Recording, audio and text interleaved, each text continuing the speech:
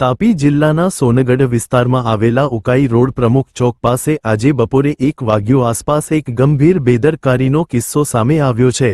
એક dumper turn લેતી વખતે તેનો પાછળનો ફાલકુ ખુલ્લો પડી ગયો અને તેમાં ભરેલી કપચી રસ્તા પર વેરાઈ ગઈ। વીડિયોમાં સ્પષ્ટ જોવા મળે છે કે વાહનચાલકની બેદરકારીના કારણે રસ્તા પર જોખમજનક સ્થિતિ સર્જાઈ હતી। સદનસીબે કોઈ જાનહાનિ થઈ નથી, પરંતુ પ્રશ્ન એ છે કે જો આ સમયે કોઈ બાઇક સવાર અથવા અન્ય વાહન નજીક હોત તો શું થાત? આવી બેદરકારી સીધી રીતે લોકોના જીવ સાથે ખેલવાડ સમાન છે।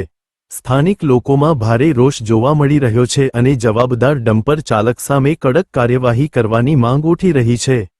મહત્વની વાત એ છે કે આવા ડમ્પર ચલાવતા સમયે સુરક્ષા નિયમોનું પાલન કરવું ફરજિયાત છે, પરંતુ અહીં સ્પષ્ટ રીતે નિયમોનો ભંગ જોવા મળે છે।